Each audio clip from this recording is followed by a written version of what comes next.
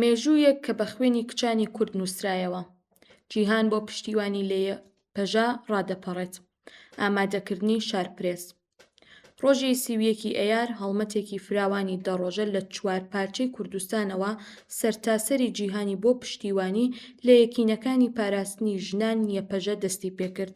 ئەم کەمپەینە تەنها یادکردنەوە نییە، بەڵکو بەرزڕاگرتنی ئەو هێزە ئەفسانەیەیە کە گەورەترین مۆچەکەی تیرۆری لە سەدەی 21دا تێکشکاند. داستانی کوبانی 2014 بۆ 2015. کاتێک جیهان چاوەڕێی کەوتنی شارەکە بوو، شەروانانی یەپەژە بە فەرماندەیی مەحموود ڕەش و ئارین میرکان شەڕی کۆڵان بە کۆڵانیان کرد. داستانی کوبانی بووە خاڵی وەرچەرخان و یەکەم شکستی گەورەی داعش لە سەردەستی ئەم ژنانە تۆمارکرا. ڕزگارکردنی پایتەختی خەلافەت و ڕەققا ساڵی 2017. یەپەژە وەک هێزێکی سەرەکی لە ناو جەرگەی هێزەکانی سووریەی دیموکرات هەسەدە بەشداری کرد. فەرماندەی گشتی ئۆپراسیۆنە ڕزگارکردنی ڕەققە لەلایەن ژنە فەرماندەی یەپەژە ڕۆژدا فەلاتەوە سەرکردایەتی دەکرا کە تێیدا کۆتایی بە حوکمی ڕەشی داعش هێنا لەو شارەدا. کۆتامۆڵگەی داعش لە باغۆز ساڵی 2019. لە کۆتایی جەنگی جوغرافیای دژی داعش لە دێرەزور و باغۆز کچانی یەپەژە لە هێڵی پێشەوەی هێرشەکان بوون و ئاڵای سەرکەوتنیان بەسەر دوایین مۆڵگەی تیرۆریستانەدا شەکاندەوە. تێکشکاندنی دەرونی چەکداری داعش.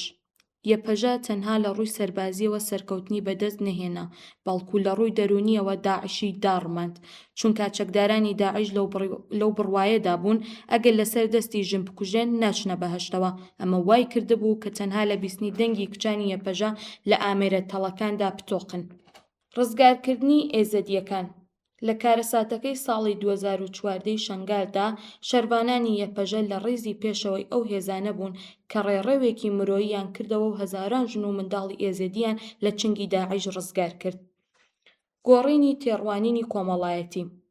یەپەژە توانی تێڕوانینی باوەڕی کۆمەڵگەی ڕۆژهەڵاتی ناوەڕاست بەرامبەر بە تواناکانی ژن بگۆڕێت و ژن لە پێگەی قوربانیەوە کرد بە پارێزەر و بڕیاردەر. ئیلهامبەخشی جیهانی. مۆدێلی هاوسەرۆکایەتی و سیستمی بەرگری یەپەژە بۆتە بابەتێکی سەرەکی لە توێژینەوە و ئەکادیمی و فیمینیستیەکانی جیهاندا وەک نمونەیەکی سەرکەوتووی ڕزگاریخوازی ژن. ئەمڕۆ بە نووسین و ڤیدیۆ و چالاکی مەدەنی جیهان سڵاو بۆ ئەو هێزە دەنێرێت کە سەلماندیان ژن دەتوانێت بێتە قەڵای بەرگری لە کەرامەتی مرۆڤایەتی. ڕۆژی سیویەکی ئەیار جیاوازی لە ساڵانی ڕابردوو کەمپەینێکی جیهانی بەرفراوان بۆ پاڵپشتی لە یەکینەکانی پاراستنی ژنانی یەپەژە لە چوار پارچەی کوردستان و ئوروپا ڕاگەیەندرا.